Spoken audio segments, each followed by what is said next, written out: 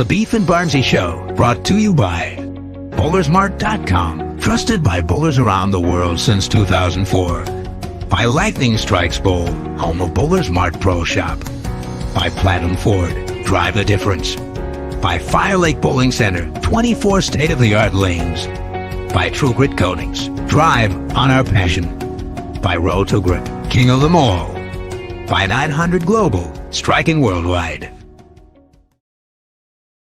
Good morning and welcome back to the Beef and Barnsey Show. We have a special edition today. I am Barnsey, as usual, joined by the inimitable Beef Stew. How are you? I'm good. Yeah, pretty good. Ready to grill the commish. Oh yeah. I can see Tom in the waiting room. He's already cursing the idea that he signed up for this. He's like, "God damn it, Stu!" So you don't know. He might have been waiting for a chance at you. I mean, yeah, bring it. I control both mics though, so he does, but he has the fine slips. So. All right. Well, no further ado, the PBA schedule did just drop. So we thought it apropos to bring on the man, the myth, the legend behind all that, the commissioner of the PBA, Tom Clark. Hello, guys. There's no place I'd rather be than right here, right now. Okay. We're just starting off with lies right off the top. Huh? Start right out. No, glad you're going. I mean, God, these things, these shows and your show, I think, started because of COVID, and yours is still standing, so that's pretty cool. So nice going. Yeah. Who'd have thought we could still be talking, 4 years later? That's right. Well, me anyway, right? So should we get started with let's quickly skim through the schedule a little bit. So we're going to go back to Delaware. That's been a fun place to go. Do we still have the casino on board as part of that, or because they've been pretty good supporters of those going back up there? Yeah, there's actually Bally's right nearby, and great support of that center and a lot of the initiatives that they have in Delaware. And you've met our key contact at Bally's, and he's a big bowling fan, a bowler himself, and we actually have ongoing meetings. So there's a few things that we can still put together, and but there's certainly a big reason why we were able to get to Delaware, along with mid-county lanes, and there could be more announcements to come up and down this schedule. This is really, I think, the release that came out today and the schedule today is our Fox schedule, and really in conjunction with Fox PR, saying let's get this out, and this is when you're scheduled. We're locked into these time slots. And there's going to be a lot more to announce as the days unfold here before the season. Yeah. So then we're swinging back to Indy for the U.S. Open. I'll head to the comments section right now. WTF is a prelim show for every major. What's WTF stand for, Chris? What the fudge? Okay. Well, I mean, essentially, what it means for sure on the U.S. Open is an extended step ladder, like we did a couple years ago. What it ends up being in the other events is we're still working on the best way to lead in from the day before the finals of a major on Big Fox. We know what we're going to do at the Masters as well. We're going to do the same thing we did 2 years ago, which was actually pretty cool. And it also leads to the leader has to be the number one seed will have to get defeated twice on television, which I really liked. And so talk to me. Is the 17-man step ladder coming back? No. You don't see 5 shows. You don't see 5 shows leading up to the TOC final. But yeah. I mean, I was we could penciling do it. myself in for a show there, Tom. God damn it. We could do it. We could do it on Bull TV if we really want to restructure that event. We might as well go more than 17. Yeah. 32-man step ladder. You have Let to everybody in. everything has to be the biggest ever, the greatest ever. Yeah. So you can't just do 17 again. You'd have to go at least 18. You'd have to go 19. I did notice on the PBA video, they did go a little bit Apple, and they said, and this leads to the best, most exciting PBA season ever. Like when they do with the iPhone. This is the best iPhone ever. Yeah, you have to say it nowadays. It could be. To me, what makes something great is after it happens and it actually was great. It could be the greatest season we have ever seen. I mean, really though, when you start with the basic line that all of the 5 major championships will be on broadcast television on Big Fox, and the playoffs final will be on Big Fox. And all of those events, by the way, will pay $100,000 for first place. I think that's the core of the schedule, is our major championships, and the core of our television schedule is the idea that we can be on broadcast television like this. We never should underrate the fact that since 1997, the next 20 plus years, we did not have any kind of deal with network television. And so to be able to be regular on there with our best events, most prestige, iconic venues, you're going to have great champions, and the most is at stake and on the line. Almost every one of those events ends with incredible drama. So I'm really proud that we've been able to maintain that, and working with Fox, being able to bring all of those back. It's not like Fox couldn't say after the year, hey, guess what, guys? We don't really think the Players Championship needs to be on Big Fox. They could say things like that. They don't. They give us those slots. Our majors are on there, and that's really the greatest thing to look forward to, and it's the greatest opportunity for our fans to show up. I mean, there's no excuse. Just a little bit of feedback from the chat. Why the face? Tim Anders said, not a fan whatsoever of these extended step ladders. I think it's an abomination. That's strong, but thanks for the feedback. Yeah, I've seen abominations before. I'm not sure I'd put this in that class, but I get it. Yeah. 75-man step ladder. I make the show and run the ladder. Let's go.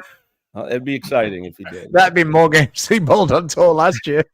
I'll tell you, from a player standpoint, there's going to be 2 shows. All right. No. If from a player standpoint, if there's going to be 2 shows, what you've earned. I mean, as the real bowlers understand, the qualifying, the match play that earns you the seat on that show is the bulk and the majority of the challenge and the bowling that you do. That's the thing. That's the best rise up. So knowing that you're in a step ladder where the worst you can finish is 1 spot lower than what you earned in the true competition, you can really argue it's the fairest way to do things. Just quickly, 1 point of interest, because this is only the TV schedule. Just quickly looking at it, with the tournament in Illinois and then the doubles being in Illinois, is the doubles now going to be a tournament within the tournament in Illinois? We're looking at a double up that week. So, and exactly how it's contested, we're really trying our hardest to make it as separate as possible. But yeah, we're going to double up with shows that week, and the doubles will actually be one of the very few shows this year that are taped.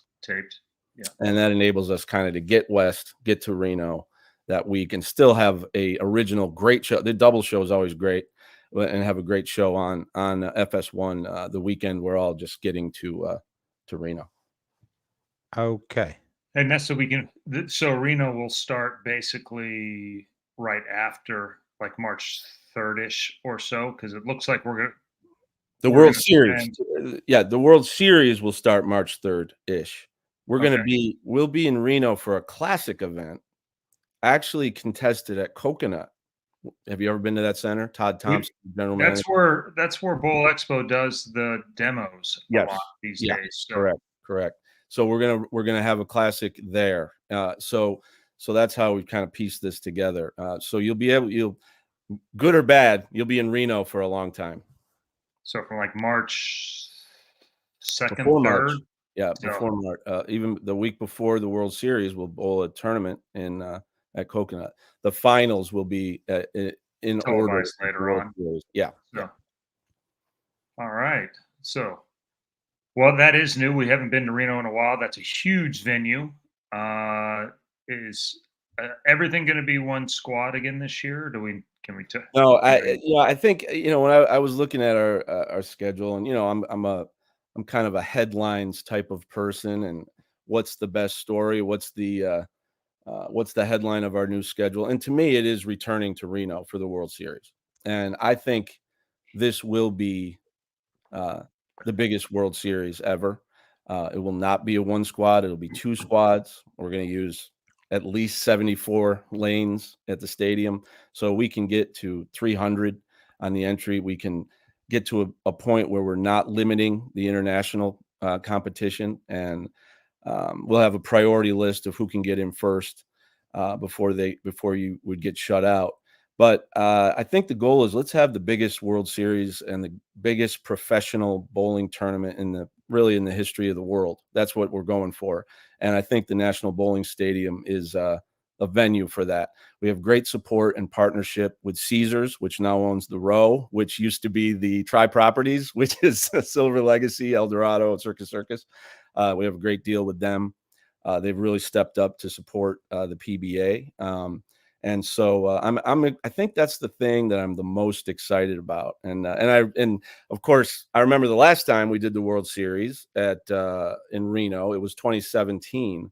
And that was the one when Mookie shot 300, and then you see Mookie last night win the World Series. It's interesting how coincidences come about. But yeah, that's really the one. And we're also, the other thing about the World Series that's a little different from all the recent years is there'll be 4 animal patterns. And we kind of learned at the PBA 50 last year, you can't do a 2-squad event with 3 animal patterns. It's not really fair. It makes it tricky. Yeah. Sure. Yeah. So we're doing 4, and that gives people 4 shots, to make match play. AB, yeah, because the scoring discrepancy issues and those kind of things have a much better chance of evening out. So we're basically the World Series, the World Series is going to become kind of what the U.S. Open was. It's the largest, biggest field, although it is all members instead of. Yeah, we still have the Masters. Yeah. I think it'll be the strongest field that's ever been assembled. Biggest, strongest field. We briefly mentioned, the worst year of all of our lives there, COVID, and COVID put a speed bump on the advancement of the PBA from a global standpoint and the international influx, and because it just was more difficult to travel, for these years. And now I think things are back to normal, where we can where everybody can take advantage of this opportunity and come out here. And we've got the venue for it. Okay, so then we're going to go back to Thunder Bowl, which is now Bolero Thunder Bowl, I guess. Yeah, for the USBC Masters. So the USBC was going to be going to Thunder Bowl before Bolero wanted it. So that's been scheduled for a while. Masters at Thunder Bowl, where we're going to be in the arena, which is always great for television audiences. Yeah, fantastic. Yeah, especially since they updated the lanes over there as well. Yeah. Does the PBA take into consideration the USBC Nationals location into their scheduling so the pros can bowl Nationals? Well, you mean on the same trip? Bowl Nationals? Yeah, we don't really think do that. No. Not in the case to bowl Nationals, but we do take into consideration, because lots of times, I guess no, not really. Well, you take it into consideration that you can't bring an event to South Point if South Point's going to be hosting the USBC Open. You can't bring an event to Reno if they're hosting the USBC Open at most times of the year. It limits your window to even have a chance to get in there in deference to the USBC Open.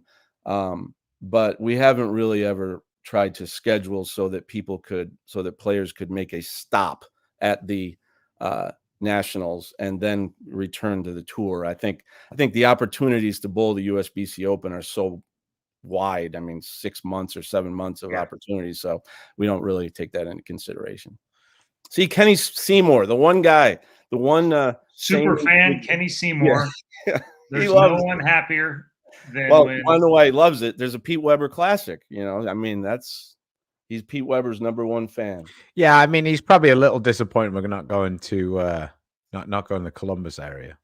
Well, we are going back to Akron for the Tournament of Champions, and Kenny even came to the PBA 50 Tournament of Champions in Akron this year. So I saw him there, and so we'll be in Ohio. It's not too far of a drive. Well, let's get to the next part, and this is probably the biggest change that we can see. But PBA League at Bayside. Yeah, no, not this year, and it's tough. As you guys know, I mean, there's nowhere I'd rather be than Bayside Bowl. That venue and that energy, You did put Bayside on the map. Yeah. I don't even. You did tell the story one time of how that came to be, because no one had ever heard of. I didn't realize there was a Portland, Maine. Yeah. Unless you're a strong minor league baseball fan, I'm not sure how you know. Yeah, well, it's a great story of how we found it and got together, and how we, made it a venue, and how it proved to be so important. I think the part of it that touches me is, once it became that kind of energy in that building for the PBA, it actually helped us sign the Fox deal. It helped us sign the Flow Bowling deal back in 2018. We were in a really at a turning point for the PBA when our ESPN contract was ending, and we had to make a lot of decisions, and they had to be great decisions. And so I, in hosting the top executives from these companies that were the most important steps in us solidifying a future for the PBA, I brought them all to Bayside Bowl to watch, because I knew they'd fall in love with it, and they did. I mean, they just thought they just had so much fun, and they signed the PBA within days, and so it means a lot to me. And I just talked to Charlie Mitchell, the proprietor there yesterday, and it's one of those things that's powerful enough that it's not going to go away forever. This year, there's a lot of things in play that held us back from being able to run the league as we have been doing it, and going to Bayside. One of which being, this actually is another type of transitional year for the PBA, where our current contract with Fox does end in 2025, and when it ends is June of 2025. So we're not able to do those shows in September and later in the year that we've been doing lately, because we don't even have that partnership extending into that time period at this point. So a lot of things could change, and a lot of things when we're working on a lot of things to, again, give the PBA the best path forward.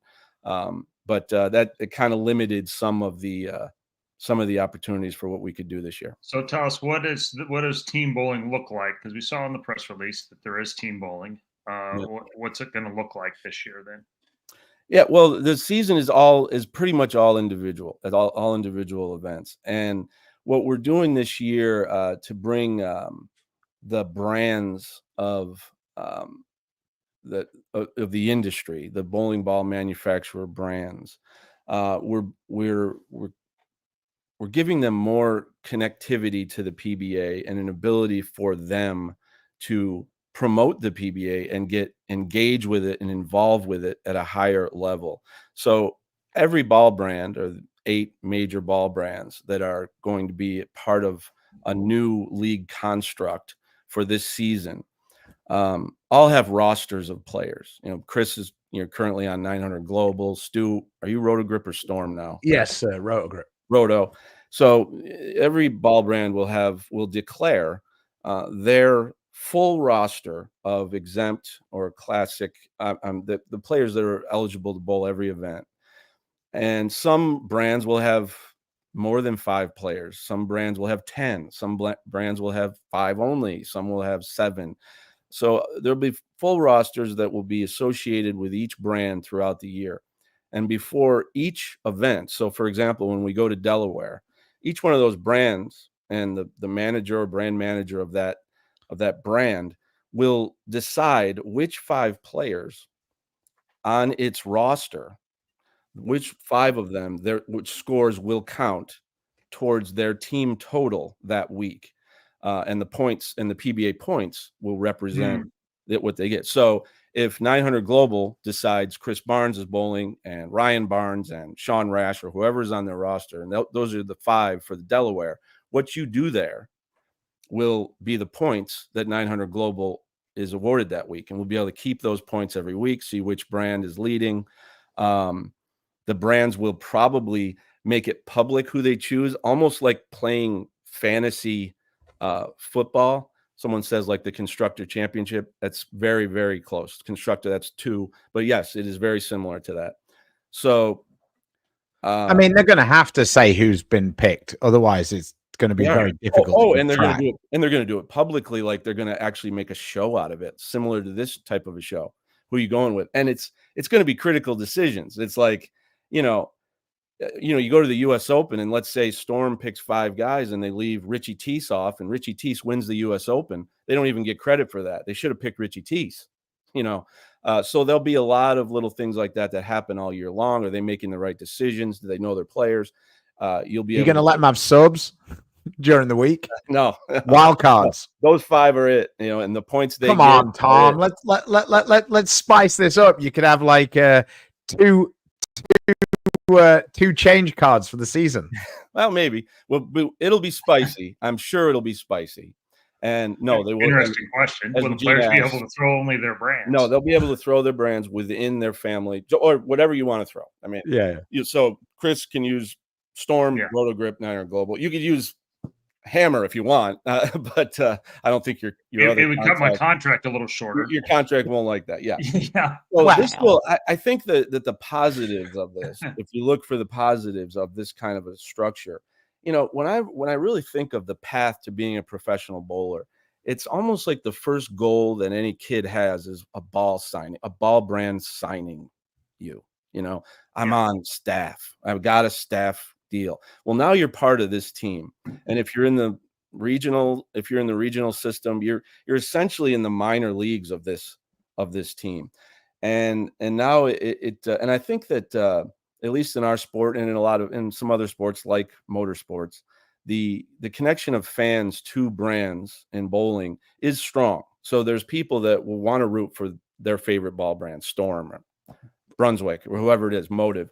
And so I think that helps spice things up a little bit. And then you think about when a player leaves a brand. I mean, the brands will have a trading window. And so there's an opportunity for these brands to talk to each other and trade players and end up at another company. And so we're working through all of those types of specifics as we speak. So it could be interesting. And then so at the end of the year, we'll know the top 8, and then we'll go to the PBA League Battle of the Brands, and it's just everyone loves the extended step ladder, so it's just going to be an extended step ladder, and it's going to go 2 days of the number 1 seed will have a 2-game match to win the cup, and you're gonna, I think the pressure, to perform when you're representing a brand for the players is also a little heightened.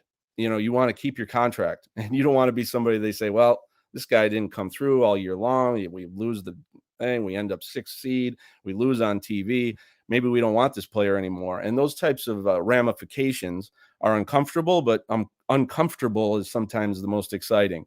So I think there's a lot of virtue to what we're going to be doing. Sometimes when there's a change, obviously it's hard to take at first for me as well. And so we just we power through, and I believe that the good will outweigh any negatives.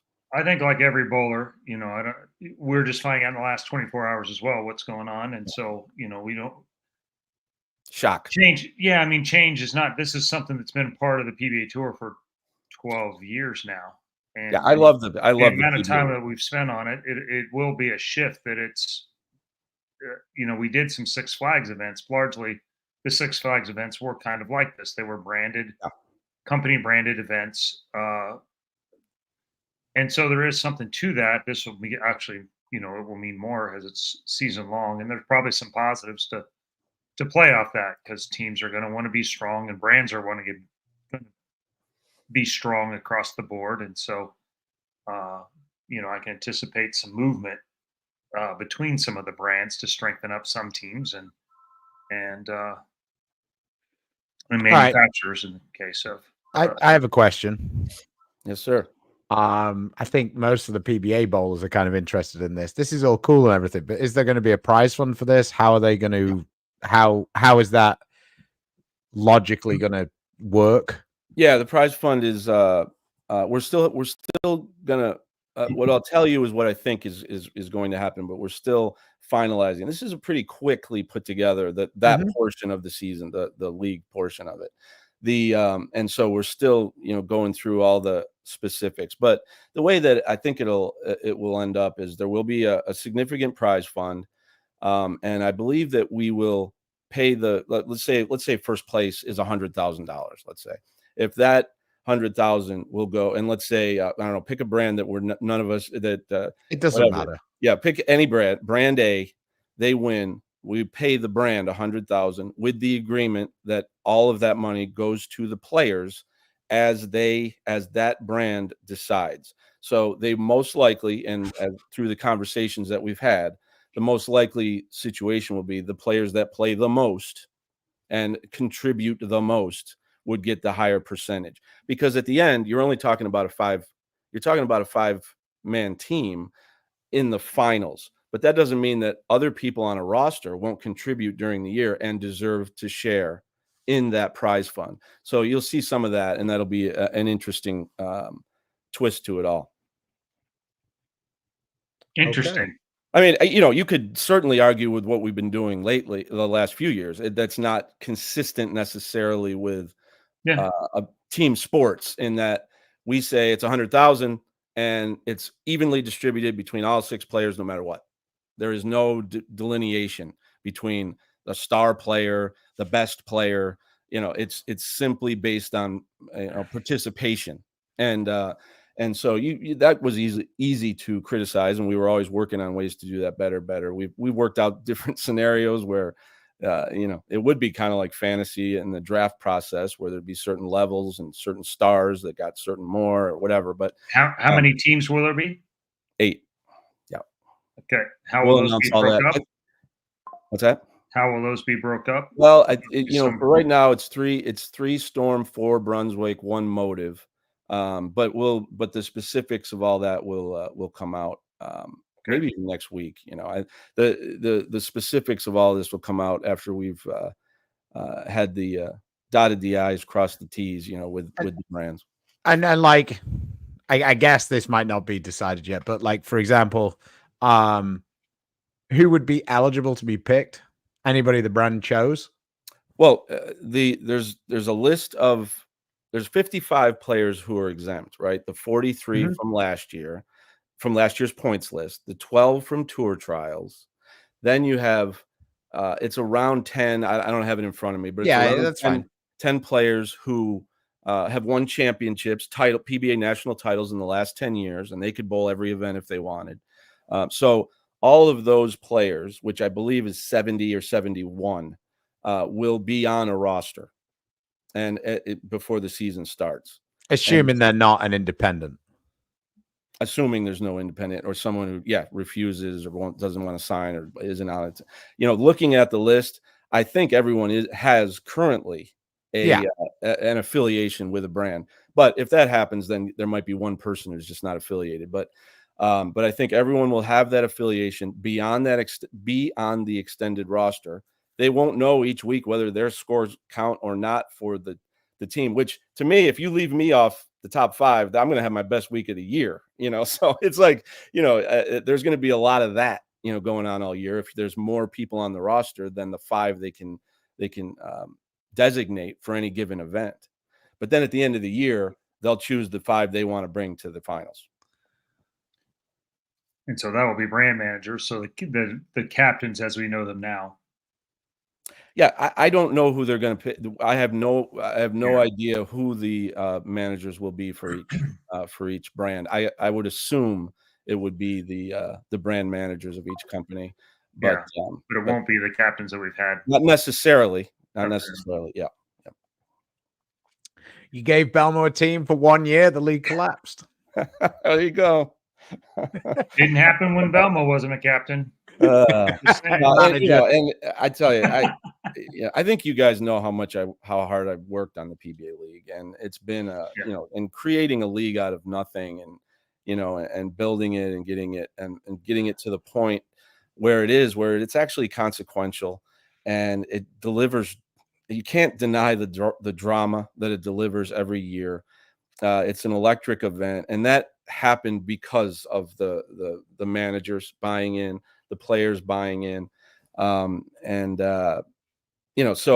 the Bayside Bowl, I mean, we did it for a couple of years, and everybody was kind of like, maybe we shouldn't do this. But once we went to Bayside, it was like, well, this is every year. I mean, this is fantastic, And then, so it's a little bittersweet. I think we just got to get over that hump of it. Know that this is this year. Is it out of the realm of possibility that the league comes back as it was in the future? No, it's not. I mean, it could happen. So, but this is the way this season's going to work. And I can list so many pros like we just did about how we're doing this sort of Manufacturers Cup or battle of the brands. That is pretty enticing. Like if we had started the PBA league this way 12 years ago, it would be strong. I mean, it'd be really good, and it could have expanded in different ways. I think last year we loved the effort and the ambition to do team events all year long, and every week have team matches and have a full regular season. But if you look at the negative side of that, which I always look at both sides, obviously, when it's the US Open, why is the night before there's this team bowling going on? What's happening here? Is it the US Open, or is this a team sport, or is this an individual sport? And then you have players who might be in the finals of the US Open, but we're asking them to bowl a team match on Saturday night before Sunday's final. That's not ideal. Clearly the focus of the players on a US Open week or any of the majors or any real week is on their individual competition. So there were some things, and I don't think that the cities really latched on. We kept trying to force that issue, and that's not necessarily there. That would take a long time and a lot more of an investment in that type of a thing. So, I can argue a lot of sides. I can just tell you that emotionally for me to not have the PBA league feels like an empty spot for, today. But I also can see why this new construct is going to be extremely fun to follow for fans. And I think ultimately just as electric in the end and just as important to the players. Okay. All right. Well, moving on to the next thing, the PBA All-Star Weekend. And of course, the first question that comes up with that is it's at Foxview. Does that mean certified strings could be part of an official PBA Tour and or regional competition soon? Yeah, so that event will be on strings, but it's an all-star event. It's not an official title. It's not All-Star Weekend is not a title. It's not a title. It is not an official event. It's a celebration of the game. And we've done enough research at this point on only the certified strings, which we have at Foxview. We just had a tournament at Foxview, a regional at Foxview, and EJ Tackett won. That we are confident that we'll be able to do this all-star televised event on certified string. We have not come to our conclusion on whether or not certified string will be in official PBA tournaments or titles yet. That's coming soon. We've been working. Neil Stremmel has been working extremely hard on it. I've been working hard on it. We've had many meetings with largely Cubic AMF. We haven't been able to test as much on the other systems out there. So we were not going to be able to say anything with the kind of in-depth data and player feedback that we've been getting on the other certified machines, but on Cubica AMF, we will. So guy's disappointed about the league thing. Norm promised him he would get drafted. Norm's promised 100 people. I don't know. Well, but he doesn't know that. Just let him. And now can live forever. Now. No, but I think I actually think of the kids. To me, kids like Ryan, 22 years old. I mean, yeah. They grew up with the league. I mean, there's kids like, or there's a really great bowler in Wisconsin who I've gotten to know, Trey Henriksmeyer, who's on Wichita now as a freshman, and he's come to me and said, I'm going to be on this team, or I want to be on this team, and so I think we built something special there where kids want to be on teams. Now, what has always existed is kids want to be on ball brand staffs, and so I think this takes it to another level, and it makes your performance for them even more important. So it's still a sense of belonging, teamwork, and pride in who you represent. So there's still almost all of the same elements of what we were doing before, but yeah, I liked doing the PBA Elite League draft from my bedroom at home during COVID, so I could get Wi-Fi and working in there. Well, you've convinced at least one person. All right, I'm not even trying to convince. I'm just giving you both. No, I understand. but there are some positives, and generally we're not, as bowlers, and I'm talking about class as a whole, not just PBA guys, but we don't look at the positives in too many changes for the most part. It's how did it affect me negatively, and that's why it's a terrible idea. Yeah. And but yeah, Bayside is kind of become a fabric to some extent. It's certainly the prototype for how I think our best received shows. I think it creates the most excitement to watch. I think it's probably a pretty good model to do on a regular basis. Even for single shows, I wouldn't mind that if we could get it organically and not that. Yeah. Not forced cheering. I don't want to see Venezuela's back again, but remember when we did the doubles in there? It was an awesome show. Mm-hmm. Remember when we did? I mean, we brought the King of the Lanes in there when we were just trying to create programming, and the King of the Lanes was awesome in that building. The women bowling the Empress of the Lanes, or whatever we called it, the Queen of the Lanes. That was electric. That was really exciting. I mean, can we just talk about Chris getting his ass kicked in there by two ladies? Did he? Where? No, I don't Chris recall. Ryan in the King of the Lanes. Didn't you bowl Parker? It was a great match. It wasn't. That one wasn't there. Oh, that was in Florida. I have Oh. nothing but good memories, with Bayside. So yeah, Bayside, you bowled King. I did beat JJJ, sort of. I mean, sorry, I just bowled less worse and beat him. I didn't do enough research to troll. Sorry. I like it. Yeah, Stu's talking about the royal family King of the Land. That was in Florida. I don't know. They all merge into one for me. I'm sorry. How will All-Star Weekend players be chosen in 2025? This is always a bone of contention. Yeah, there'll be. You know what? That's another weekend that we're going to announce soon. So I'm not going to say exactly what we're doing and be wrong about it. But I think we've had some success this year with votes and giving the fans a chance to vote for their players and who they want to see there. I mean, that has to be the element of a true All-Star Weekend, and then I'm sure we'll put something together that will, make some people happy and other people upset, and hopefully be exciting and a great showcase for the game, and have some tinge of controversy to it. And we're working on that right now. And by tinge of controversy, he means he's going to piss somebody off. That's exactly right. That's exactly right. Chuck, if you don't understand this, then you just don't understand how to be a troll. He says, since when do you have to do research to be a troll? You have to understand the subject to be a troll. Otherwise, you just don't press the right buttons. There's expert level trolling. There's medium level. There's low level troll. Yeah. To be expert level, you have to go the one step further. It was really close to being an excellent one, but The expert trolls of the future are just going to be Chat GPT and everything, and it's going to be artificial intelligence, and you're not going to believe a word that's said or written by anybody ever again. I mean, that's happening. It's unbelievable. Speaking of trolls, I love Trey. Yes, Trey's a great LBC winner, beat Trey in the final. So no, you didn't beat him in the final, right? oh no. Well, he beat him in the clash. Yeah, but Trey went out pretty early. Yeah, Trey made a bad shot and let Doherty stay in, and then he won. Matt. I mean, I'm not going to think that Doherty. I mean, Lucas says the same thing. Say the exact worst thing you could possibly say. Man, that's what some people are good at. We all have a skill set, right? Yeah. Some people are the ultimate trolls.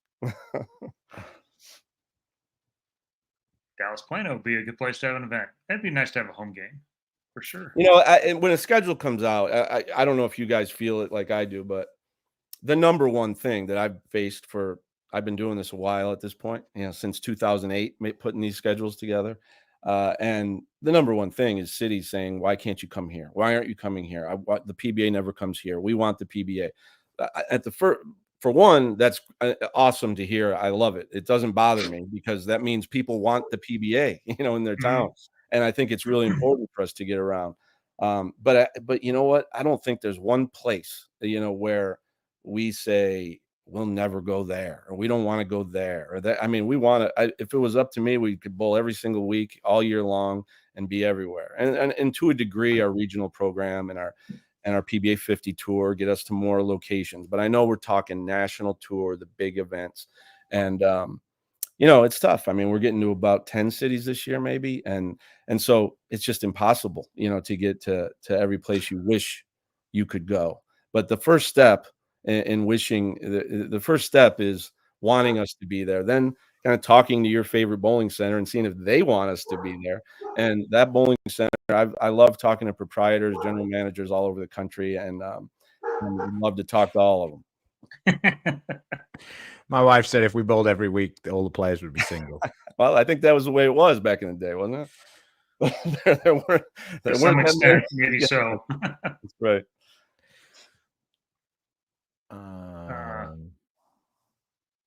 Somebody's asked, this has been asked a couple of different ways, but one of them was about the Masters. So can the brands pick from anyone in the field, even if they are not on the national tour? Yeah, I think we want to make this a feature for the.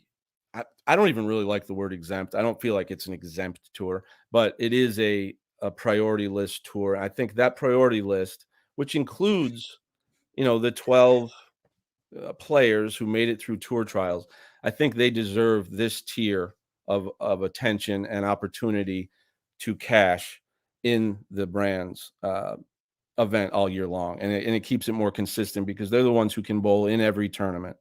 So I understand the question, and I've thought that myself, like, well, we get to the Masters, maybe you can pick somebody else. You know what? We're going to keep this to the guys who earned that priority status through their work last year. And Chris. What is this? Is that necessary? And Chris gets to be in it. Yeah. Well, he is. You deserve it, right? No, we just not that many of them positive, but yes, I do. So we've had a couple of group texts going. Belmo has somewhat enjoyed trolling a couple of people, specifically Frankie and Chris, over the fact that their roommates aren't paying entry fees, and Chris and Frankie are paying entry fees. So that would be Sloan and Ryan. So when you kept saying the exempt list, we then and Chris. I am paying the same amount of entry fees next year that I was this year. It's fine. It's fine. You survived. So that's why that's why it was and Chris, Tom. It's been a running a joke is a little strong, but what makes you? I mean, what's the best part of your show? Inside jokes that nobody gets. Yeah. Well, I quite a lot of people do know though. Gotcha.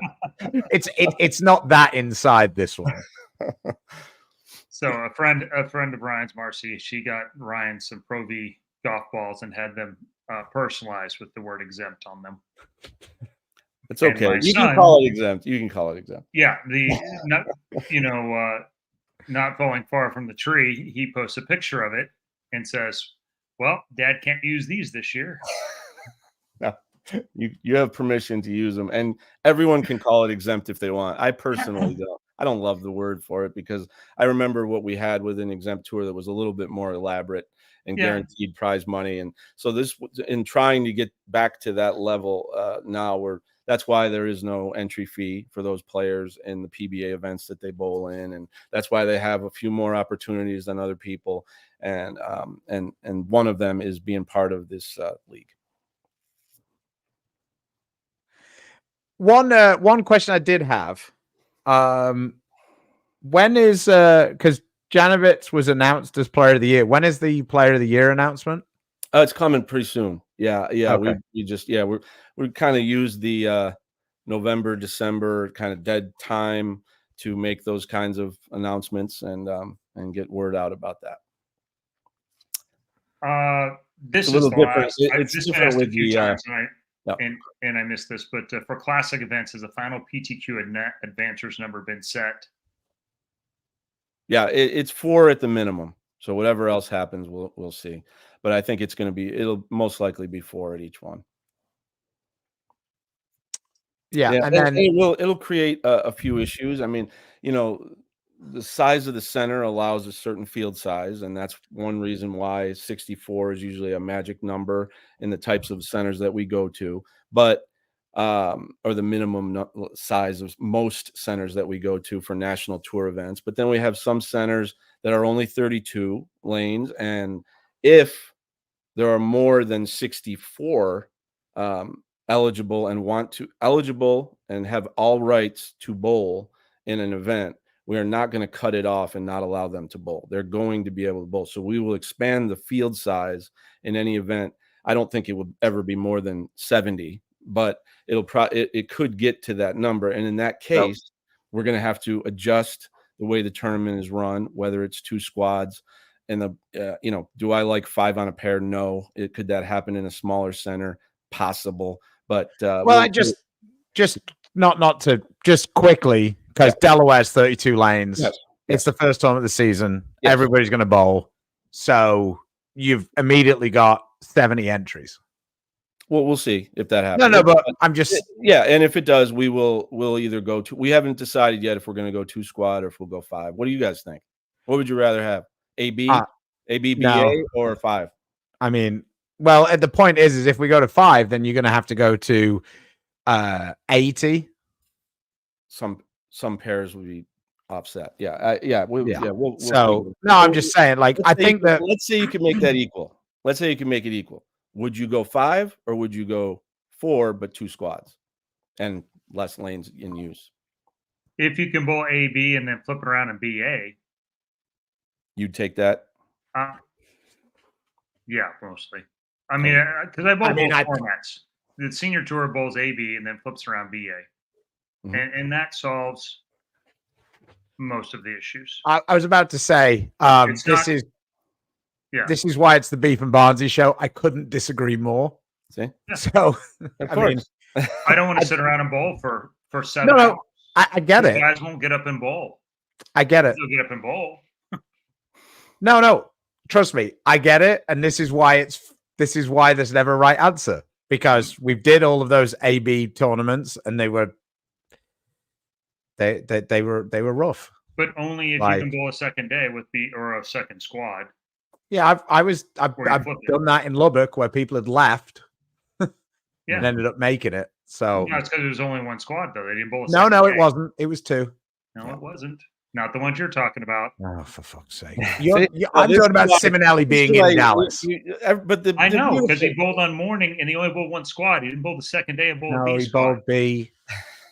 It doesn't matter.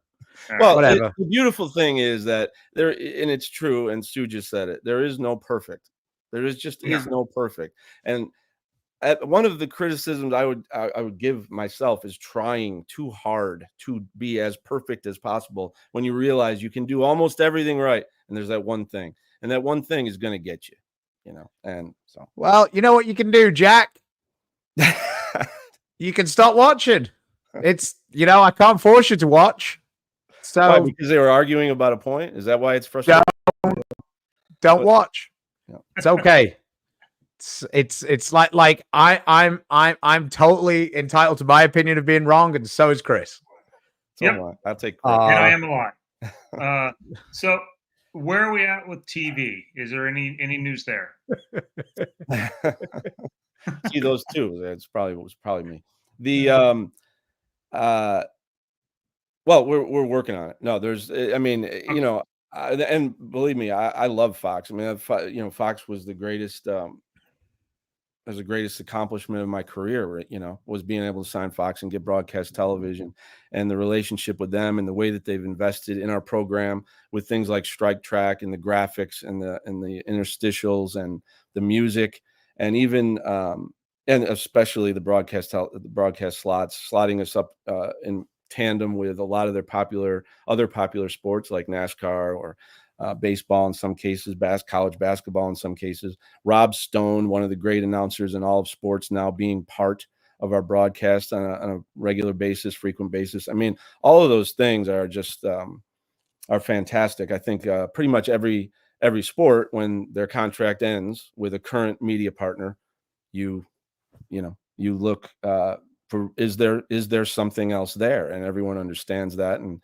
that's kind of where we are. One other question from a player point of view, probably doesn't really affect the fans very much from a player's point of view. For the playoffs, is it going to be like a tape scenario for the quarterfinals, semifinals, and then the championship live? Yeah, the championship's definitely live. I think that some of the rounds will be taped, but every match will be pretty thorough, and every match will be on television. It'll be 12. Yeah. It'll be 12, the top 12 players, and they'll be seeded players. So okay. The reason why I was asking was because there was so many like dates. So it was whether I'd never thought that you'd expect us to go 3 weekends running to Detroit. So that's why I was confirming. That's why. Yes. So the playoffs is going to be only the top 12 now? Yes. Okay. I guess selfishly, prize funds, what do those look like overall? I think overall it's overall purse that's similar to a little better than last year. So there's no decrease there. We're trying to, I think we're gonna, when we announce all the details, we'll sweeten the classics a little bit. I thought that the payment in those wasn't quite as high as it should have been. So those will be sweetened a little bit. The majors will be similar to what they've been. And the playoffs is a little bit more in the playoffs. So performance all year long will pay off for those players too. But it'll be kind of similar to what we've seen. All right. Okay. Well, I think you've answered most of the grilling, Tom. We appreciate you for coming on. Yeah, thanks to you guys. Thanks a lot. You keeping this thing alive, and I really appreciate the dialogue.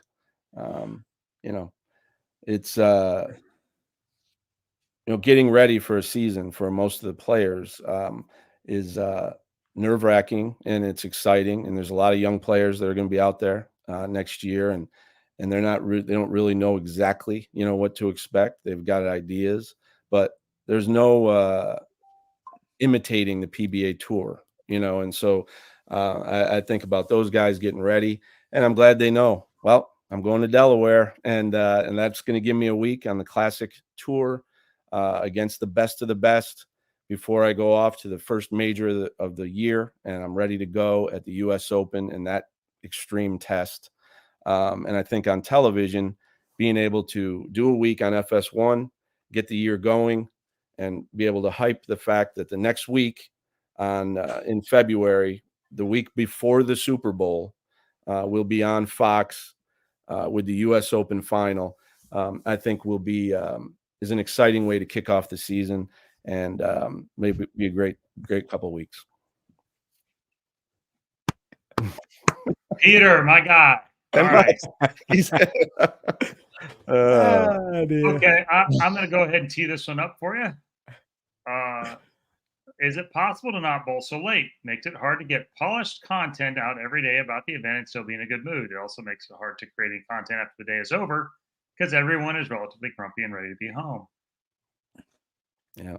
Well, I definitely think about being able to eat, after a round. I think the fans are important a part of this equation, and the chance for people to get off work and come over and have a chance to watch professional bowling. And so that's usually a factor. But we definitely go back and forth with the player committee every year on, okay, was it 10-6? Is it 9-5? Is it, when are we going to run our squads? And we're definitely sensitive to the types of things Brad's asking about. So, again, it no matter what, there's going to be an argument, and it won't end up being perfect. But it's not like we're unthinking or unfeeling about all of the issues to try to make life on tour better. As Chris knows, there's not that many opportunities out there. So sorry if you have to bowl, but I mean, this is what you do, and so ultimately, I think we usually do a pretty We're good not quite on the same scale either, but I don't see a lot of baseball games. They don't start at 4:30. Yeah. So the players can eat afterwards, or the NBA doesn't start. They're more likely to start at 8:30 or 9 than they are to be done. By 7:30, so you can eat a dinner when you want. And there's also very few Major League Baseball games start at 8:30 in the morning. That's true. I mean, that's a There's tough also that. cut. It's and some people are morning people, some people are night people. It just depends on what you are used to or what you like. But I personally hate bowling first thing in the morning. But it's just me. Don has asked a couple of times, will the Japan? Yeah, well, it could. It could, and it has a greater likelihood. The Japan Cup or the DHC Japan through our PBA Japan relationship, because that relationship has been doing great, and the PBA Japan is really ambitious, and they ran a nice regional program this year, and they're really interested in developing it. So the climax of a relationship with a PBA Japan would be our top players going over to Japan for a big event with the PBA Japan players. And that's really the idea. And that was the idea of it to begin. Again, COVID kind of knocked us off with that. But I think that can come back. And we've also been having really interesting discussions with more countries about having a very similar construct, a PBA Japan. PBA, you name the next country where you think we ought to be, and we're probably talking to those countries. And if that happens, maybe we are able to get to a few more international locations and get back on track of growing the game globally, which I think is really strong for all of our partners, our ball company partners, the game itself. From a fan standpoint, I think it's really improved the PBA that you have these different dynamic personalities from all over the world that create rivalries that didn't really exist before, and they approach the game differently. So it's easier to identify why someone's a little bit different than someone else, and you can pick a side a little bit better. So global expansion has always been my priority from 2009. And so I hope we can keep moving the PBA brand all around the world. Everyone around the world respects the PBA brand. I like when they adopt our rules, and I like when they reach out and say, how can we get involved with this thing? And that's happening a lot lately. Doherty says they also provide food after the game. That's a fair point. And I think we do have centers that do that. And by and large, those are some of our favorite centers to bowl at. When you get treated well like that, and the little things do matter for sure. Matt Davis. The Chris Charity Fund is hotting up. We've yet to have a fan reach out and grab the bowling ball in the release like they do the movie. I mean, but the only shock about that was that it happened in New York, not Philadelphia. Well, New York's pretty good too. Yeah, I wouldn't say that was that much of a shock at all. Yeah. No, well, everybody blames Philly for everything. No, I mean they're about an hour apart. It's all together. they're all miserable together. It's fine.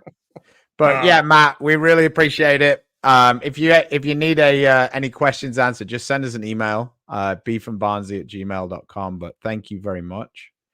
Here we go. Anthony Simonson, why do we have the prelim shows? Well, if you look at the positive from a telecast, from a broadcast promotion standpoint, being able to be on national television the day before the finals on Big Fox, which is really where we have to get our largest audience and our largest viewing audience, the most investment by all parties is involved, is in the fact that we've been able to secure broadcast television. I can't say it enough. How many sports are jealous of us having that? And we have that. So being able to promote it and that event one day before the other is very high on the list of why it's strong.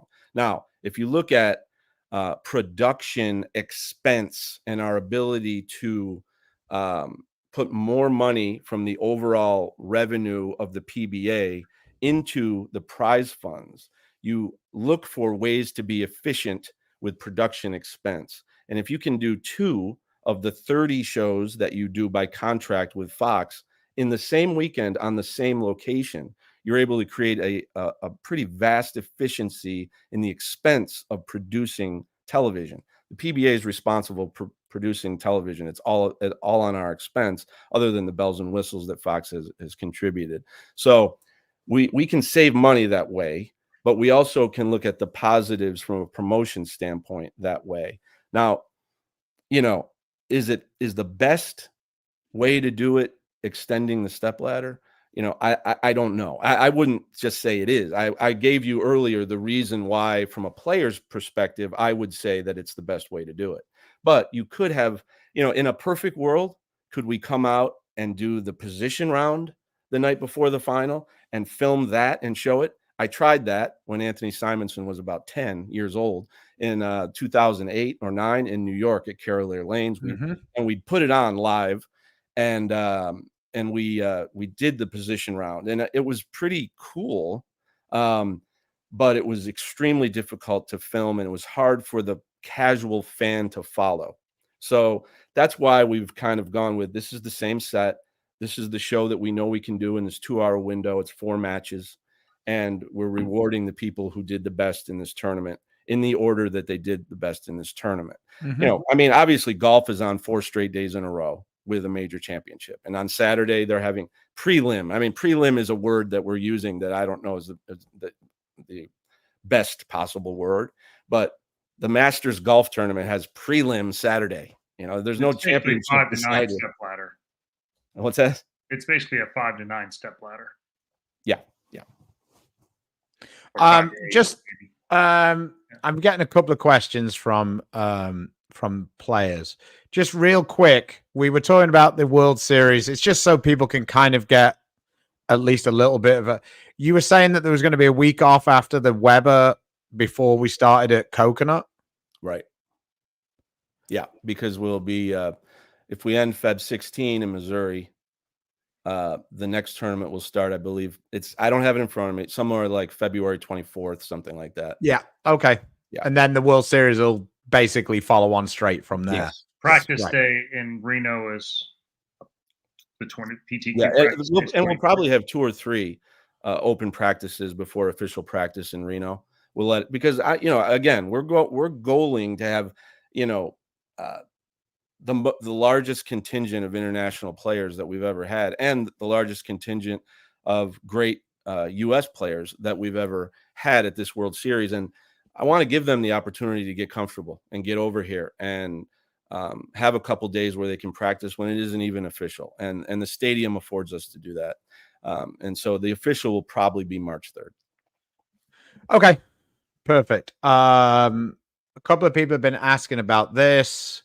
Will the PBA do something similar to the Weber Cup? I know you've done it in the past, but it's kind of been an off and on love affair with the USA versus the world.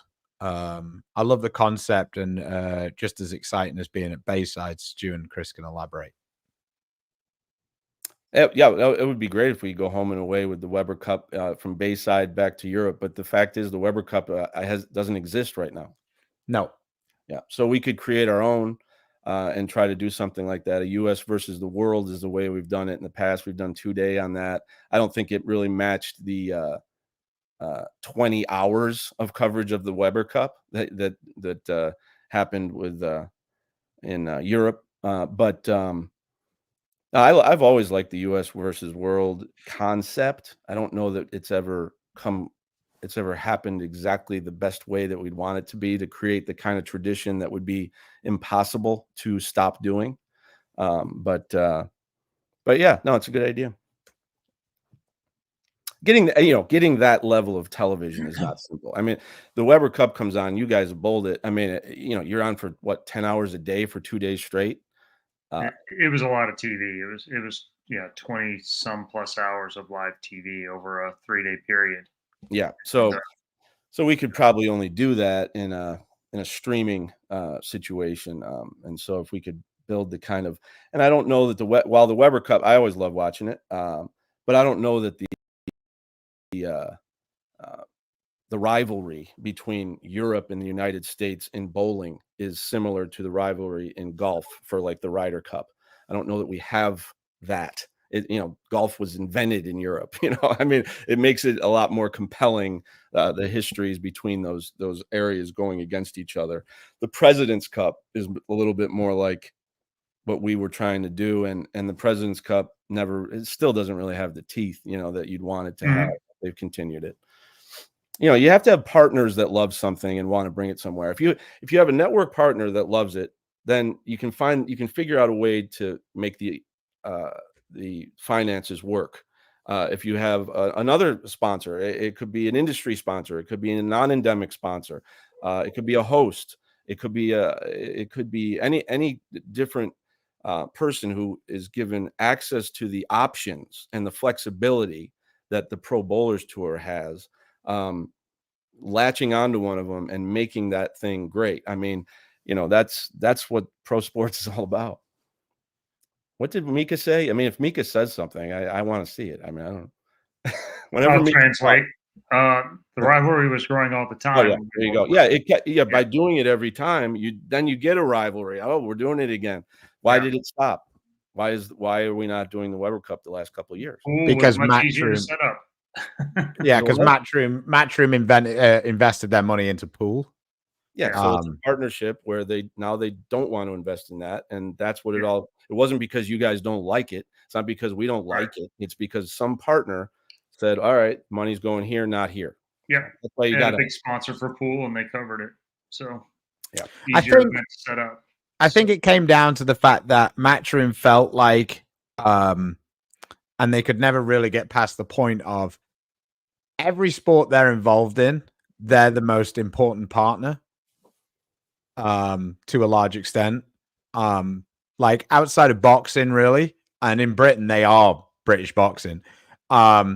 They somewhat not really controlled the sport is the best word, but like the sport was very indebted to them.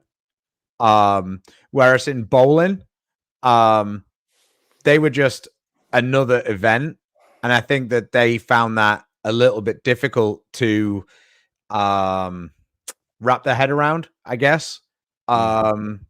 Like just I reading between the lines, I don't necessarily agree with you. I think that the Weber Cup had more organic rivalry than anything that we've produced team bowling wise. Like personally, from watching the Weber Cup, the Weber Cup had more emotion and less staged feel than the PBA League did, in my opinion.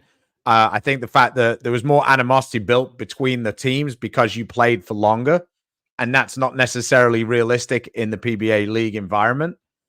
But I as think a team, getting comfortable has a lot to do with that. When you both those first matches are a little flatter, and then it builds, and it's hard to get people comfortable. Well, I was comparing it. I didn't compare it to ours. I compared it to the Ryder Cup. The Ryder Cup had that more organic feel that is like impossible. Sure. But then if you talk to Xander Schauffele and who's his asshole friend, whichever one it is, who, they just bitch because they don't get paid to play it. So, I mean, Patrick Reed. Oh no, players have a tendency to. no, it's Cantley, but yes, there's plenty of players that will have a tendency in any sport to not see the big picture and speak out of like some sort of personal, selfish spite almost, and not realize how much impact they have. And they have a lot of impact. People want to listen to the best players, and if all there is a gripe or a reason they don't care because they're not getting paid right, or that,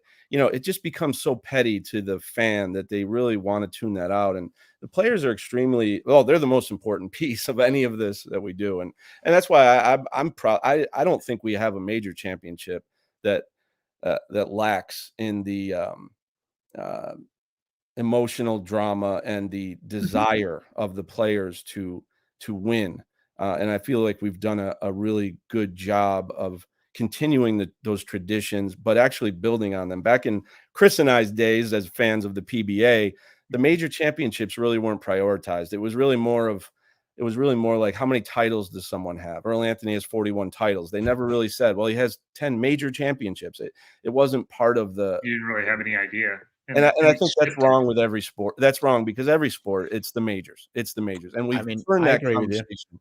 And that conversation has changed, and it's made those really, really great. I would say if you're going to criticize one of them, I would say the Players' Championship, just because we've used it to experiment in a lot of different ways to try to find something original and try to give, a reason for it beyond tradition to be a major championship. And, this year, I think I'm really happy that we're going to Dave Smalls. Dave Smalls has been one of the great partners of the PBA. He's hosted, I think it's 100 now, maybe 99. I don't know. No, it's over 100 now. Over 100 PBA events, counting regionals and PBA 50 events. And so for him to get a major is a really big deal. And that bowling center, Chris has been there. I'm not sure, Stu, if you've been to Jack 60, but we've bowled there a couple of times. Oh, you have? Yeah. Okay. It's a great venue, and I think we're gonna have great fan support in that building. The Pro-Am there will be. I know that you guys look forward mostly to the Pro-Ams, and that will be awesome. Near and dear to every degenerate bowler's heart. You mentioned that Caesars has been a great partner in Reno. Any word if they'll start offering PBA action through their sports book? Betting is mostly been limited to Bet Rivers. Yeah, I think we'll be on the board in Reno for the whole World Series, and I think it's expanded beyond Bet Rivers actually recently. With Steve's pretty clued in on. I know Steve. I know him well. Yep. But it's more than just Bet Rivers now. I mean, yeah. I mean, this is a fairly. It's not as a unique problem as I think it might seem. Anyway, has there been communication or discussion between PBA and USBC pertaining to the new exempt tour trial players' priority into the US Open? While I'm aware it's USBC, there's always priority to the top 75, but the top 75 in points to a large extent didn't really matter this year. Does this now also include tour? Are you able to try and help them out? I think is more of a yes. I love this question because I actually have an answer, and it is a yes and yes. So you'll be in the U.S. Open. Those 12 tour trials players will be in. I've had good conversations with USBC. And they understand the difference year after year, so they'll all be in, and the 75 will be in too. It may impact the PTQ, which was getting a lot of players into the field. The PTQ might put in a little less, but the 12, the 43, the 12, and the 75, and whether there's any overlap doesn't matter. It factors in. They will all be in the U.S. Open. I think this is Chris's way of saying thanks a lot, Tom. I like that. That's perfect.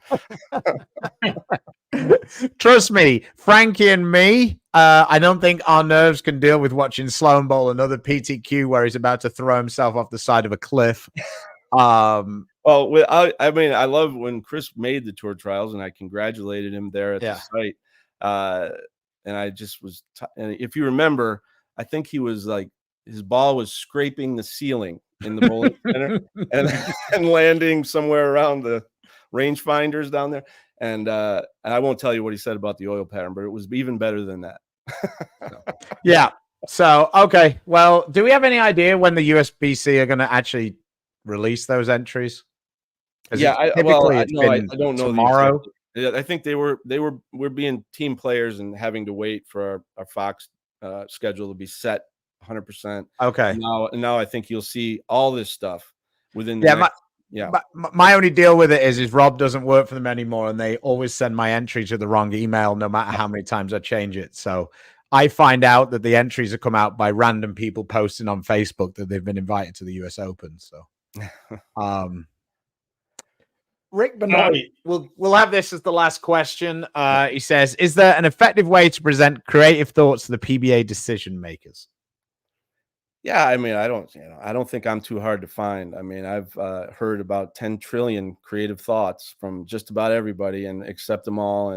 And I don't blow any of them off. And if there's something that can go up the flagpole, and it can actually become a reality, love to do it. And so, you can send a blind email just to the PBA. There's a lot actually come through that way, and they write like PR or something and say, hey, have you ever thought of having a bowling tournament where the highest score wins, and those types of things, and and that's one way to do it. But if you know me like you're Rick Benoit, then you can talk to me anytime. I do have two other quick questions though. PBA 50 schedule, when that might be coming out. Now things will fall into place with that, but it might take a few weeks actually before a month or so. Then maybe about a month. Yeah. Now you know when the TOC ends. That's a big question by the PBA 50 guys. When's the TOC end? Because they know we'll probably start right after that, and so now you know when that's over and put things together. Yep. And classic events format. We're most likely now. I want to actually, now that we've got the schedule, we're going to work with the player committee. So there's going to be a set of guidelines or what we plan A on each one, but it's going to come to you, Chris Barnes. If people don't know, is the head of the player committee, and we. He's backing that bus over you, Chris. Yeah, we do not ignore. And if Chris says we do, then we worked together really well last year. We had a little more time, and I think it was really effective meetings. And we did the best we could. And then you find, well, what could be better? What could be better?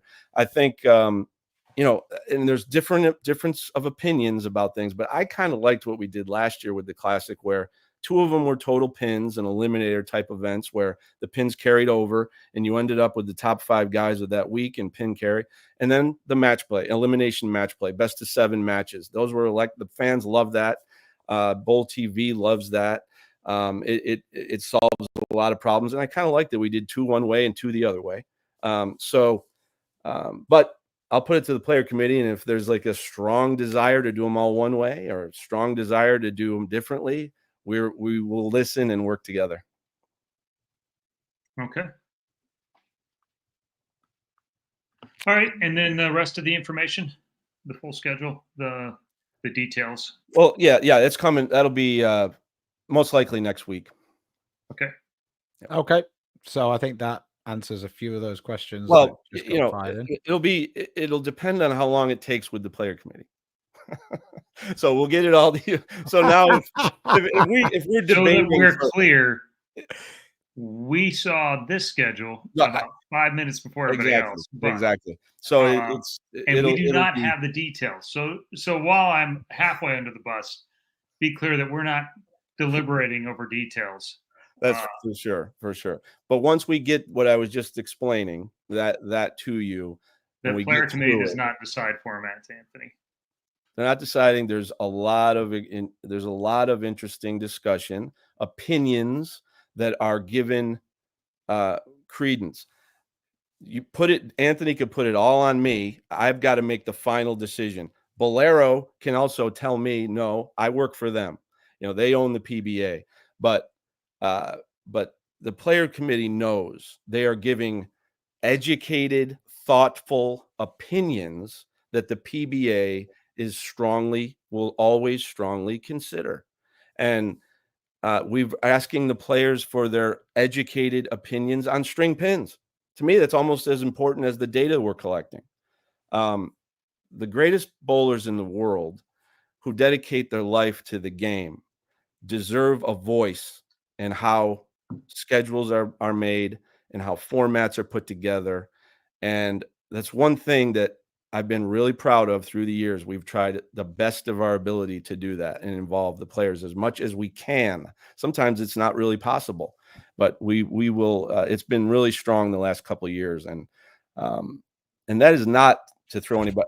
It's amazing to me that results in anybody being thrown under the bus, because it's a total compliment to the sanity of the players on that committee, thinking of all the pros and cons of an issue and being helpful in the PBA making decisions. Okay. Cliff Barnes, Coolwick, says he's excited to be able to attend Primes again next year. So that's cool. Cool that Coolwick is going to be there selling some of our replica jerseys. All right. I think we can call it quits now. You're off the hot seat. That's fine. Happy to talk and anytime. So thanks a lot, guys. I told you before the call, I'm in Syracuse, New York right now because, and I got to throw this plug in, because my father is going into the Central New York USBC Hall of Fame. And so I get to go, and thank you very much. Get to go and watch him give his speech, and he's inducted. And my dad gave, bowling has been his life. I just went and watched him practice with his buddies. He's 79 now, and he's still shot 800 a couple of years ago, and loves the game. And he's trying just as hard on every shot and every spare during the four guys getting together and bowling for fun in the middle of a week. And so I'm really happy, that he's going in the Hall of Fame, and I get to be there. So it is very cool. That's very cool. And you are one of the 15 people that's happy about being in Syracuse. So congratulations. So I'll give you that one. All right. Very cool. Thanks for coming on. This was a last minute deal. Literally 45 minutes before the schedule came out in the video. For those of you more interested, that video is floating through Facebook and getting shared around. So, but I appreciate you coming on, answering the questions. Many of these we didn't know the answers to either, and so this was unique in that you were answering questions that the players included had didn't know about, and I appreciate you being honest and coming on here and answering some of the hard ones and as well as the easy ones. Thank you guys very much. I'll check out. All right. See you, Tom. Take it easy, guys. Bye-bye. Thanks. Bye. All right. So that was that. This was a public service announcement. Yeah. You want to know what a players committee meeting kind of looks like? Sometimes that's or an open membership meeting looks like with the commissioner. That you saw some of it. We have the biggest stars in the game. They're in here asking questions, and yeah, I mean it's always tough. I know as a player committee thing, if you can get to where it's a 70-30, those are the easy ones, which is not easy when you know that there's 30% that are going to be unhappy with what's going on. So I can, yeah, I know we couldn't hear you, but we got the tone. We understand. It wasn't an open meeting, and there's different questions that would get asked, and obviously there's more pointed things, and there's things that affect the players differently. But we try to get to the most of the things that affect us out there. So yeah, but they don't have the details of the schedule yet. So the things that we really want to know as players, that obviously is a different thing, and we want those as soon as possible so you can start planning travel. But I think the main thing was World Series is going to be starting basically the first couple of days of March. There's a tournament in Reno the week before that, so round about the 24th.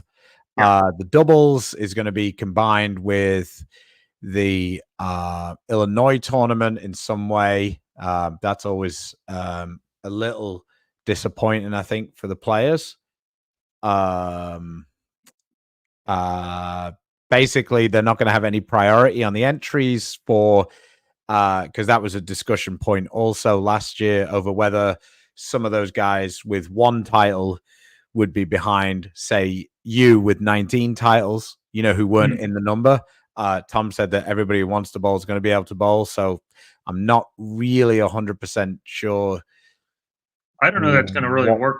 We start off in Delaware right off the bat. So yeah, it's a 32 rainer. So I did not ask about that yet. PBA League is going to be weekly, but there's going to be no head-to-head competition till the finals. I think that's. I think the majority would agree with you. Like I say, I've seen it on the other side on the PBA 50 tour, but it is different for sure, and it's better than only one day, one squad or one day, two squads for sure. But it's not perfect. It's definitely not perfect. So I think if you can accomplish it with 5 on a pair, I'm okay with it once in a while, but it's not my favorite for sure. I think I'm not going to say which player, and it wasn't Simo. So he says the answer to this question is neither.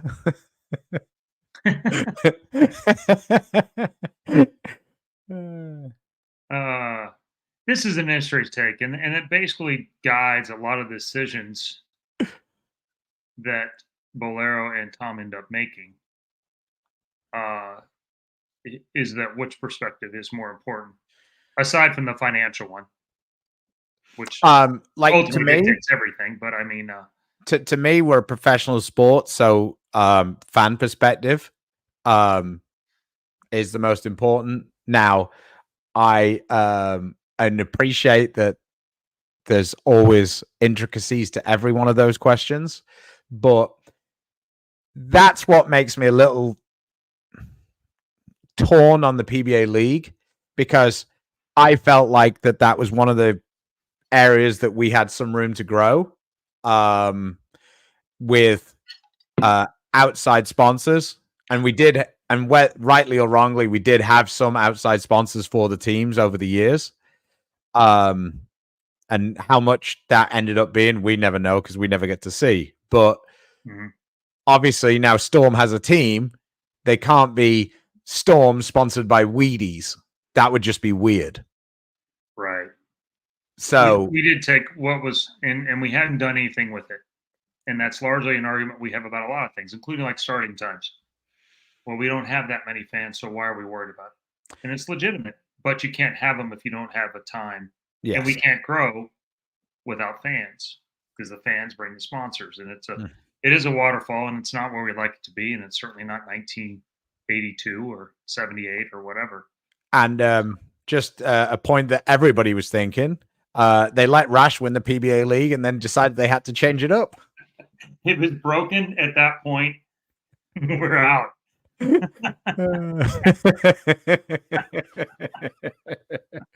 Oh God! Well, at least I can see that Simo still got a little bit of a smile on his face. Always a funny guy. All right. Well, they're branded teams this year. I know you came in late. I get it.